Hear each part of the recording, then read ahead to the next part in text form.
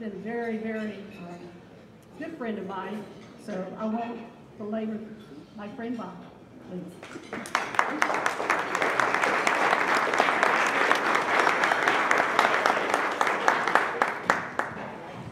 Thank you, Jennifer. Good evening. I'd like to thank everyone for allowing me to be here this evening. And please forgive me because I have a little bit of a cough and a cold, so if I do start hacking, it's not contagious. It's nice and it's exciting to be here this evening to our neighbors. I do come from Seminole County. I live in Oviedo. I've been living in Oviedo since 1987, believe it or not. It's amazing how time flies. But it's also exciting that your MPO consists of 2 counties. So many MPOs do not consist of multiple counties. And it's a true attribute to both Lake and Sumter County for having a metro, an MPO that does that. And the reason why I say that is because you embrace regionalism. Regionalism is so important in today's time. I mean, as we know, the economy has changed, and we can't keep, you don't mind if I keep on moving around here? I hate standing behind the podium. It's okay. I'll work with you. Good. I mean, the economy has changed so much in so many different ways, we all know it, that we have to change with it. And if we don't, we're truly left behind.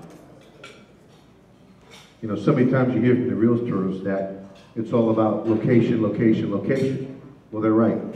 But if you can't get there, and you can't get from there, it's not really a location.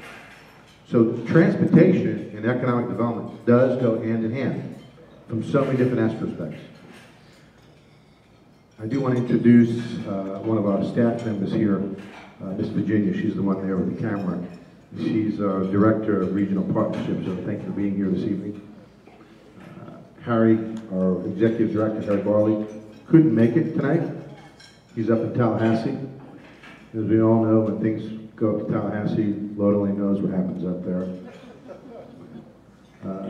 TJ and your chairman will be going up there tomorrow, so please try to get Harry to come back. We don't want him to stay up there too long and get brainwashed.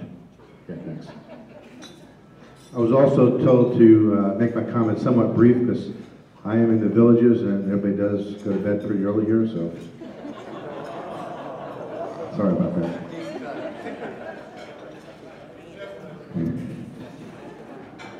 But I first wanted to thank you. Being the chair of Metropolitan Orlando, we had some pretty important things happen to us this past week. As you all know, that our board approved the Wekiwa Parkway.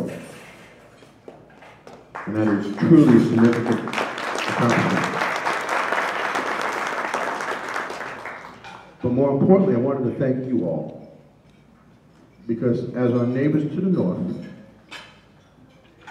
your board chair, as well as TJ, as well as a couple of the mayors here, and the chairman of Lake County, actually came down to Orange County to our board meeting and spoke in favor of the Wekiwa Parkway. And I wanted to personally thank those individuals and thank you all for writing us a little letter in support of the Wekiwa Parkway. It is about regionalism, it's about partnership, it's about reaching out. You know, Jennifer said that we met several years ago. We did, up over in, I believe it was Tampa or St. Pete's, Tampa. We took a class for a weekend to learn about metro plans and COGS and how all this works and the funding aspects of it. And one of my biggest takeaways from that was building relationships. It's all about relationships. Being able to pick up the phone and speak to a mayor or another county commissioner or whoever it is, or even a citizen, because we cannot do this by ourselves. It truly does take a village to get through this, no pun intended. And for me, the Wekiwa Parkway truly took shape about 4 years ago. And that's when I was the chairman of Seminole County. And we first voted down the alignment. And we voted it down, and approximately 3 to 4 weeks later, we brought it back up on the agenda and we approved it. And the night after we approved it, I got a phone call from Jennifer Hill. Remember that phone call? And she wanted to meet with me. And she wanted to know why we changed our decision. And I told her all the reasons why we said it publicly. She goes, okay, now tell me the truth. She goes, tell me what the real deal is. And it's about those relationships.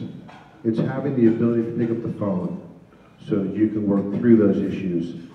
And it's important that you develop those relationships early, before the situation takes place. Because if we didn't have that relationship, Seminole and Lake County couldn't get the alignment approved. And we'd still be back 4 years ago trying to haggle over where this thing is going to go and how it's going to be built. And the agreement was pretty well straightforward. And one of the things I told Jennifer was that I'll give you exactly what we got. And she's like, really? Okay, what is it? Because I don't really see it on paper. I said, here it is. We're going to try to do this from a regional aspect. So whatever we get, we're going to make sure that Lake County gets, Orange County gets, and any other county that wants it. And it was, you know, that agreement that we had verbally, and it'll continue happening even when Jennifer and I are not here. Because it's about those relationships between the counties. It's between the counties and the cities that are so important that we need to make sure that we reach out to each other. And so that we don't have the animosity of those people over there and us people over here. Because I really haven't figured out who those people are yet. But more importantly, when you talk about transportation, it's economic development. So to entice people to come in, you have to show the outside world that you're going to uphold a plan. You're not going to just move your plan at every little whim because of who's in front of you.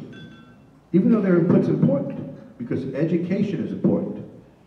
Because I'm amazed at how the general public, even though we're all involved, we all read these things, we all understand it. The general public really doesn't understand where Seminole County starts, Orange County starts, or even Lake County starts. They don't realize that, you know, that river that they have to cross, they're crossing multiple jurisdictions.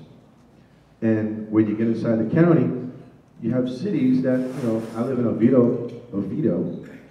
Most of the people in Oviedo have no idea where the spring starts and stops. But they do know that they're going to the Magic game in Orange County. They believe it's all Central Florida. So that's really the aspect that we should be looking at. What's good for not just Central Florida, but for the entire region. So economic development is something that needs to be not just etched in stone, because you do have to change as times change. I mean, Lord knows that the economy changed several years ago when the stock market fell and all those folks on Wall Street got a little bit too greedy and the banks went crazy. So we had to keep on changing our economic plan, and we do that periodically. One of the things that we did was we actually brought in the business sector. Marvel idea, bringing business people in to tell us how to work our economic plan, because they're in it from a day-to-day perspective. You know, when we sit up there on the dais, we do get a little bit insulated. So it's important to understand what the average person is going through and how those plans have to change. The big wins that we've had so far, in Calvert Parkway we just talked about, Sunrail, it's another huge win. We're ecstatic about Sunrail. Sunrail is going to link Volusia County, Seminole County, Orange County, and Volusia, and Osceola County. It's 61 miles of a rail that's going to truly transform Central Florida. From Metro Plant, we're trying to extend it up to the Orange Blossom Express, as we call it.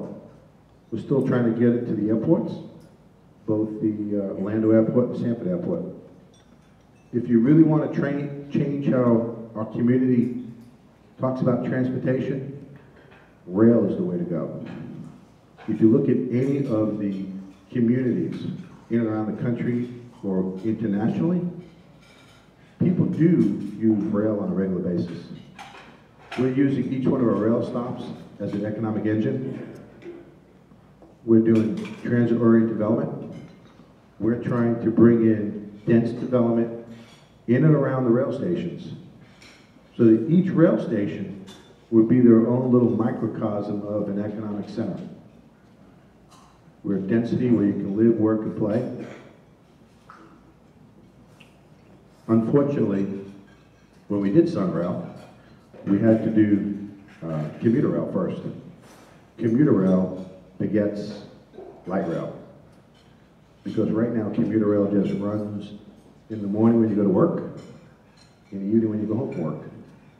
So one of the things that the public sometimes doesn't understand, we're going back to the education aspect of it, is that we have to start talking about expanding Sunrail. Where can you go and how do you get there? We do have to go east and west, because right now Sunrail mirrors I-4. We're hoping to take it east and west, like we said, to the Apopka area. That will branch out to this area as well eventually. We are trying to look at, and this is one of the things that Jennifer Hill and I talked about, a transportation district, a multi-county transportation district that we're actually starting to talk about. We know that transportation needs to have dedicated funding. But to do that, you have to have a district so that that funding can stay in that district. So you can expand Sunrail, not just on the hours of operations, not just on the weekends, but you can extend it east and west and north and south. Those are some of the things that we're working on.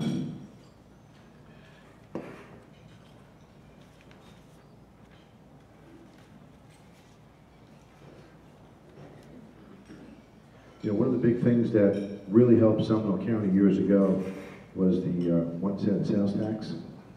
And TJ and I have talked about that, where this year in January, we actually allowed it to sunset.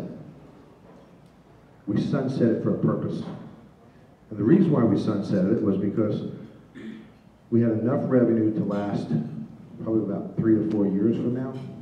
So it's kind of hard to go back to the voters to extend it when you already have their money, and it's their money, it's not our money. So we're trying to spend that money.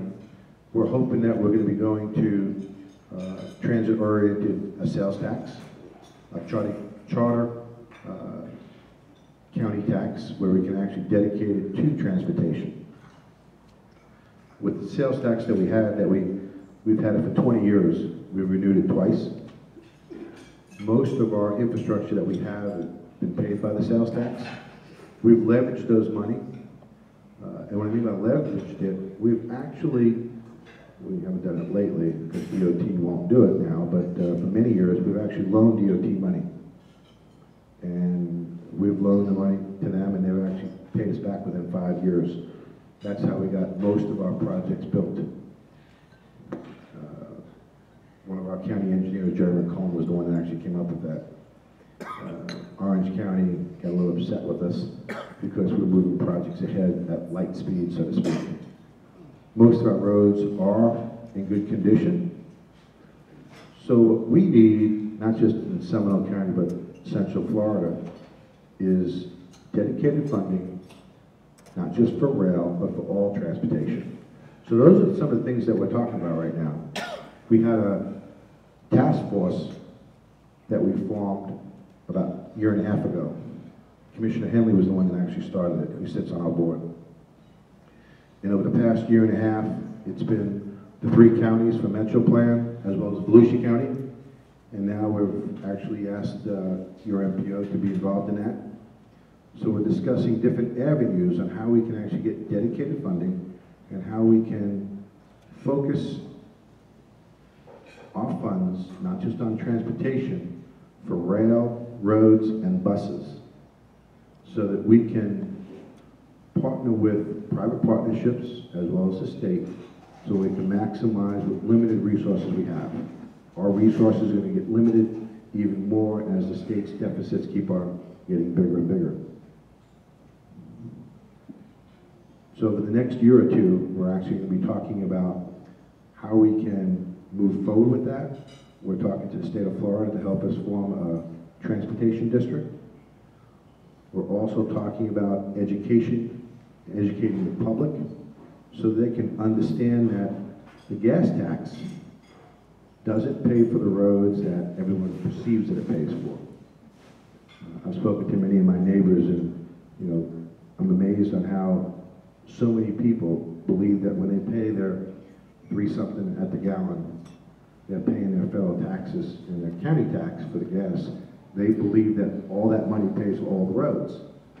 Well, they don't realize that it's a true diminishing return, because with the price of gas going up, people are using less fuel, so they're paying less taxes because they're using less.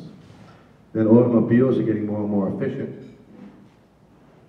So instead of getting 20 miles to the gallon, they're now getting 32 miles to the gallon. So they're using less. It's not that we're trying to get more money out of them, it's just that the gas tax doesn't go as far as it does. And the state of Florida is a donor state, where most of the money that we send to DC for the federal, we don't get dollar for dollar back. So we're hoping that if we can get rail, if we can do dedicated funding, if we can get a transportation district, that we can try to keep as much money as we can here in all of Central Florida, in whatever transportation district that we do form. But more importantly, it's the reaching out to the neighbors, not just to the north that you are, but to the south and surrounding counties, so that when there is a need, we can always help each other. I mean, you folks did come to our defense. You folks helped us with the McCallum Parkway.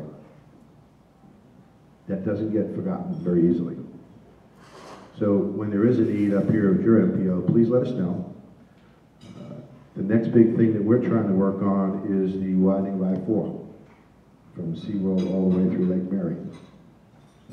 It's not an easy task. It's a lot of money. There's going to have to be a lot of heavy lifting up in Tallahassee to do that. There's going to have to be helping with the financial aspects of it, because it does bring revenue into the community. Can you imagine? You have Sunrail, which is about $2 billion. You have the Wekiwa Parkway, $1.6 billion. We've already spent $300 million on the Wekiwa Parkway. Now you have I-4, which is another $1.4 billion. That's almost almost $5 billion worth of construction revenue that's going to be spent on all of Central Florida. You talk about jobs from the engineers to the contractors to the people running the bulldozers to the planners. Those are real jobs that's going to help every one of us. So you have economic development, you have transportation. It's important that we all work together. It's important that we all reach out to each other, so that when there's a need, we can help each other. I more importantly want to come up here to thank you all. It's important that we understand what the issues are and that we continue to work together. So thank you very much. Have a good evening.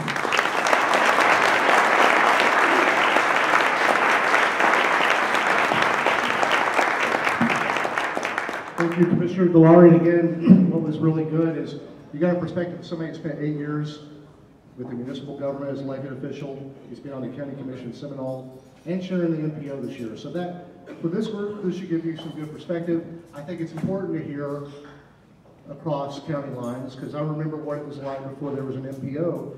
There wasn't a whole lot of understanding between Lake and Sumter. There were some good initiatives. You know, there were things that had occurred, but it's not like there was a lot of information sharing going on there. The MPO's bridged that gap. It's working. And what's unique about this MPO that Commissioner Dallari is pointing to is the way we've organized ourselves. You know, one of the problems we ran into a few years ago is Tallahassee tried to come and tell the regions how to define themselves. And we said, no, that's not the way it works. Regions are the ones that define themselves, and then you deal with that. And so, for this MPO to even get created, you know, some of you know the history of the discussions of should it be a 1 county, a 2 county, which county would Sumter be with, Ocala, Marion, or with this MPO, and we resolved it. And now we've broken our 2 county area into 3 task force areas, and that is really getting the work done. And over in East Lake, they've been focused on some of the projects Commissioner Dallari mentioned, definitely Cotton Parkway, but also the Orange Blossom Express connected to Sunrail. And the North Lake Sumter area, which includes Leesburg, Fruitland Park, Lady Lake, and all of Sumter.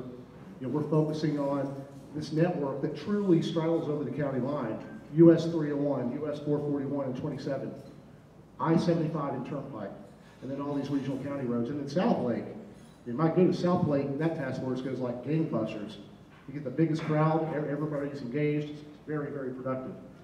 So thank you, Commissioner Dallari. It's been an honor to have you. We really appreciate your remarks. And I'm going to jump right into the program. We'll get to the awards here in a minute. And I first want to recognize a few people just because of their special nature of service to the MPO. You've seen the officers installed tonight. I want to recognize Commissioner from Lake County, Leslie Campione. She is the chair this year of the Lake County Transportation Disadvantage Coordinating Board. Commissioner Campione.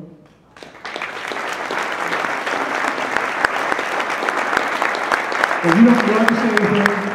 You stand up and be recognized for your service. We really appreciate that. And similarly, Commissioner Burgess here in Sumter County is chair of the Transportation Disadvantage Coordinating Board.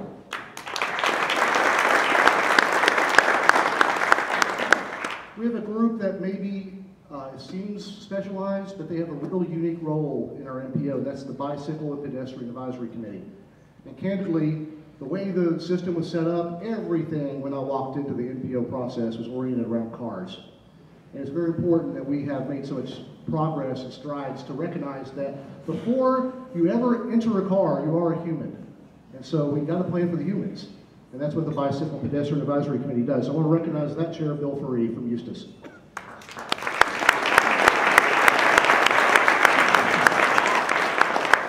Not in attendance tonight is our Citizens Advisory Committee Chair, Susy Gibson from the Claremont area. She fell and broke her ankle in 4 spots. So let's send some healing energy to her.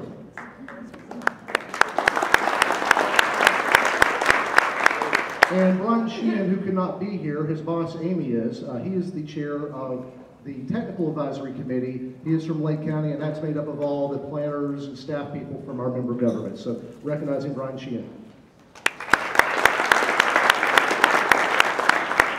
And I think Erin had to depart after the business meeting, but I do want to recognize from the Lake County Attorney's Office, Erin Hartigan is our attorney for the MPO, and she does an excellent job. And as I'm saying that, to save your applause, I want to have them stand up real quick. Mike Woods, where are you? There you go, Mike Woods. He's staff transportation planner for the MPO.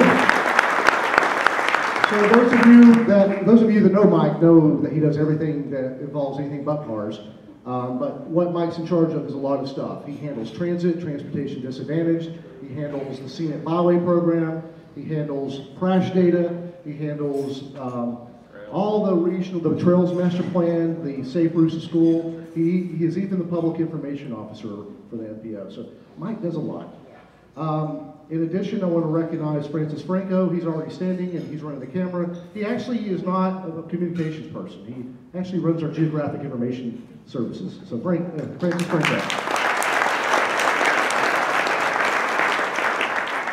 Our third professional, our transportation planner, project manager for the MPO is Pam Richmond, and she's at the back.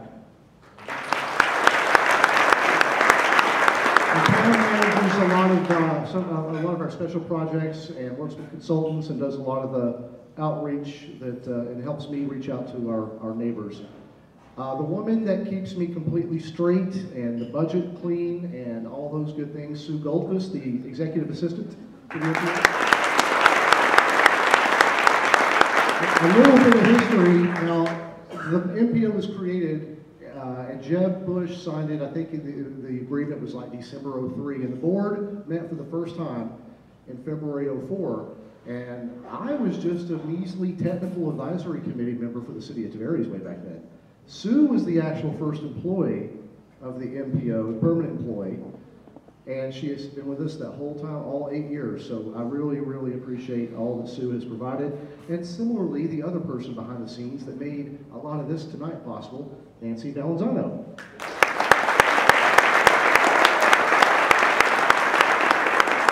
In addition to this one really special project at this annual dinner, she normally is working on transportation disadvantage stuff, transit stuff, helping Mike stay straight.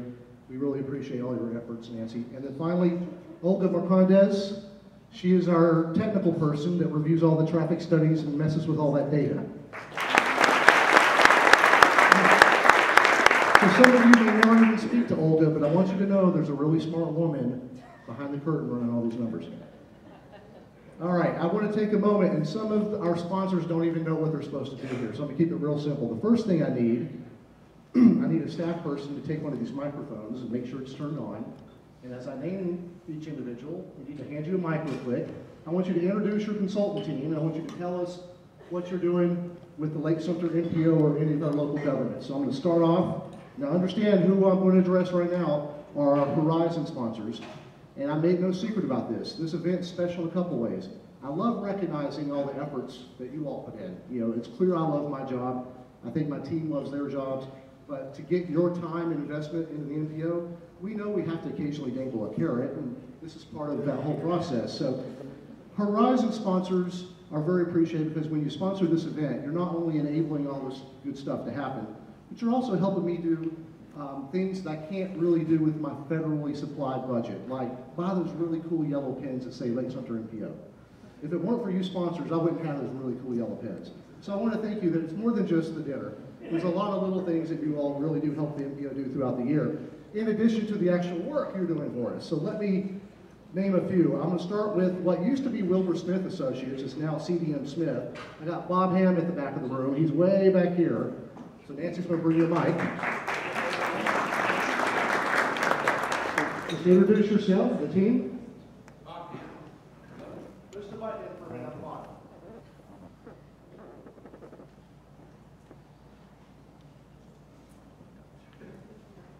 It's childproof, it's okay. Figure it out. My clone didn't come in today. Bob is with CDM Smith. He has a team of consultants with him. I don't think I need the mic. There you go. There we go. Bob Hamm with CDM Smith, and tonight with me I have Jennifer Palmer and Larry Seal. Remember Larry? There's Larry right there. And congratulations to all the board members tonight. We're a proud supporter and consultant for the MPO. Our latest assignments have been the update of the transit development plan for Lake County and supporting Pam with the traffic count program. So congratulations, guys.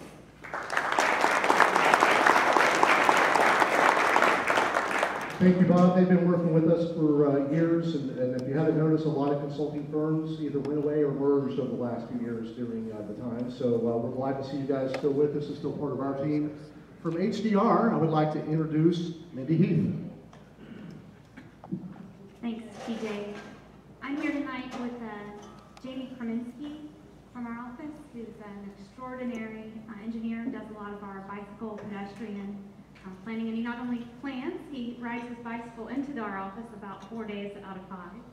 Brian Rivera, who's one of our engineers and roadway designers, and the, of course, multi-talented Mr. Steve Farrell over there on the far side of the room who provided time.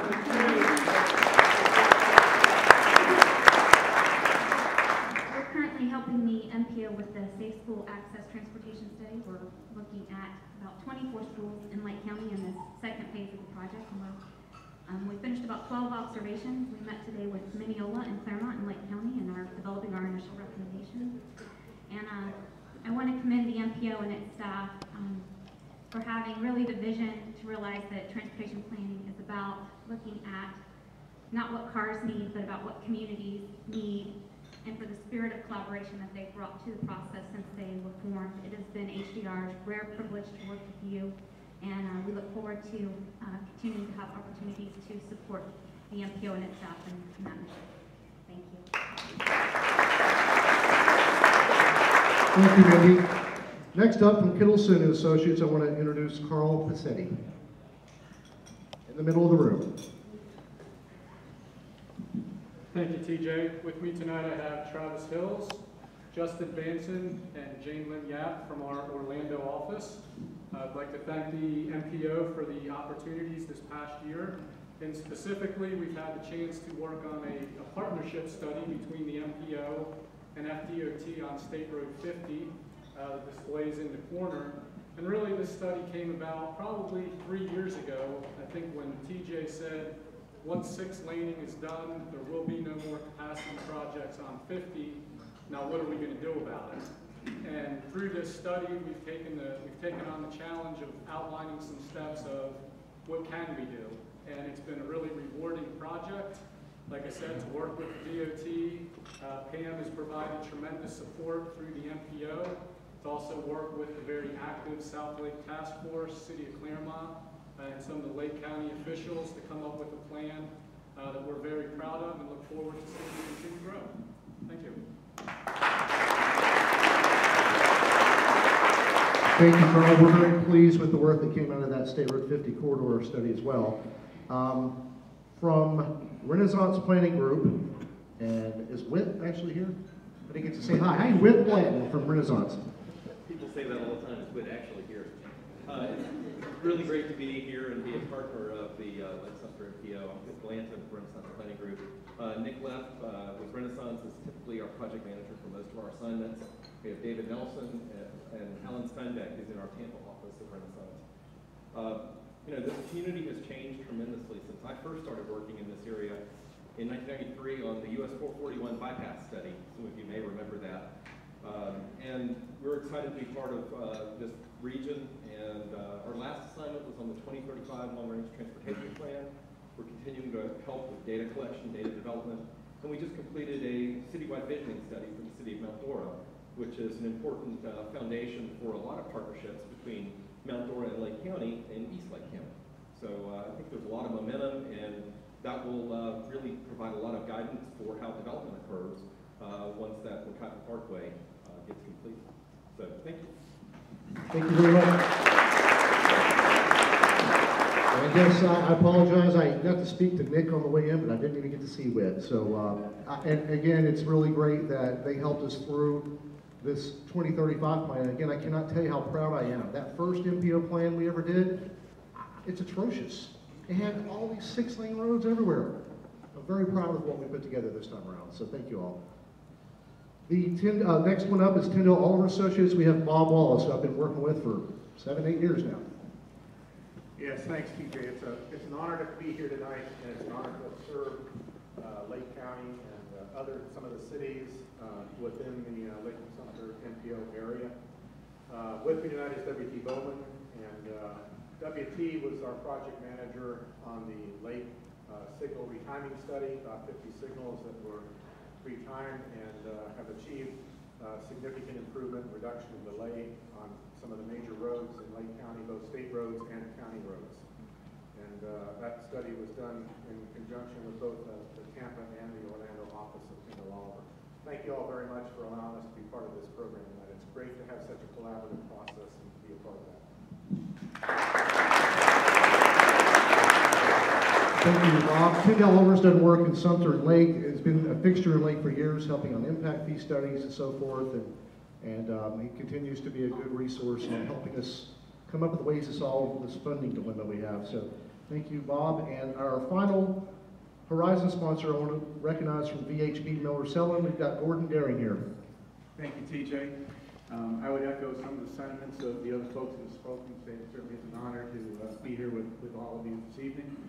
I think it's great that the honorees that sort of guided the transportation vision in the region will be getting the awards a little bit later on. I'm waiting to see whose names are inside those envelopes. With me tonight is Lawrence Lewis, one of our transportation planners. He's recently been involved in developing the transportation components of the comprehensive plan for the city of Eustis.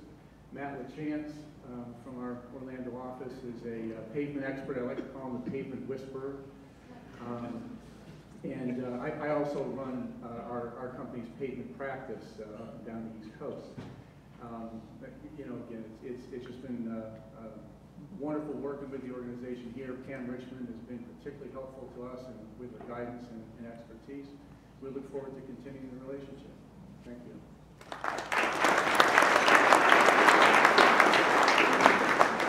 Thank you, Gordon. And now that we've recognized our very important Horizon sponsors, I want to also name off, if you'll stand and be acknowledged real quick.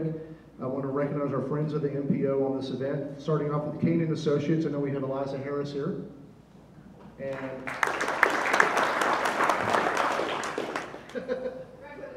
thank you. I was like, I hate reading names. I did so well earlier. If I only see it twice a year, it gets tougher. Next up, Comprehensive Engineering Services. Very good. Thank you, Brian. Appreciate y'all being here. All right, Green Consulting Group. I'm familiar with Tim Green. Just a little note, I love to tell the story. In this weird transitioning period of my life, as I left the city of Tavares and I was trying to decide what to do next, which I knew I really wanted to be the director of this MPO, Tim was kind enough to bring me on board and got me through a really tough year, let me serve Asatula, Mineola, Lady Lake, who's the other one? Montverde. All right, so that was kind of my foot in the door into Lake County. I really appreciate that. Next up, we have Inwood Consulting Engineers. I know we've got Dave back there. Inwood is going to be assisting us on the Wakava Trail study. Next up, we have Traffic Planning and Design, TPD. Mohammed has helped us. I've had fun at the table when he's been working for developers, and then he also gets to work for us when we do our, for example, the traffic count program for Sumter County. And then finally, TranSystems. Thank you guys. We appreciate all of you being sponsors, and I also want to recognize Ginger Hoke. She is also helping us on the Safe School Access Study. And I looked around the room after I tried to do those introductions. Now, you do understand last year we thought we had 100 people come and 140 showed up. We ran like 30 minutes over because just going through the buffet line, and I realized, why don't you talk while they're doing that? This will go faster. So I tried that. It was an experiment. I almost got everybody. I wanted to acknowledge Dolly Miller. She's the only city manager I managed to miss. So, City of Groveland, Dolly Miller. And otherwise, I'll just say this. If I didn't mention you, there's a reason. You'll find out. Okay, anyway. And it's called revenge. Not really. Okay, now it's time for the awards portion. And in classic fashion, I have put my notes in some place, probably next to Nancy, and I'll find them here in a minute. But let's start off with the format. What I'm going to do is, first of all, I'd like to introduce myself. My name is Ricky Gervais. This is my first award show. And where was I? I really had this dream as a kid that I would one day host the Oscars. And now that I'm 40 years old and I'm not in Hollywood, I'm starting to suspect that dream is over. But what has occurred is you've given me the microphone tonight, and I'm going to be okay because of that. So being an awards host, I know this is not the Emmys or the Grammys or the Oscars, but it's pretty darn cool. So I'm going to come over here where all the awards are, and we've got some designated people that are going to come up and present, and I literally will play MC. They'll present the awards, I'll do a little adding in of the background, then I'll introduce the next presenter. And the way we try to do it this year is, as many people as we could that won last year, we wanted to bring them back this year and let them be the presenters. So we're going to give this a shot, see how it goes, and I'm going to start this off with this woman I know pretty well. Her name's Amy King, at work. On her driver's license, it does say Amy Fish. She's Growth Management Director for Lake County, and her department won the award last year for years and years of effort to update the Lake County Comprehensive Plan. So Amy King.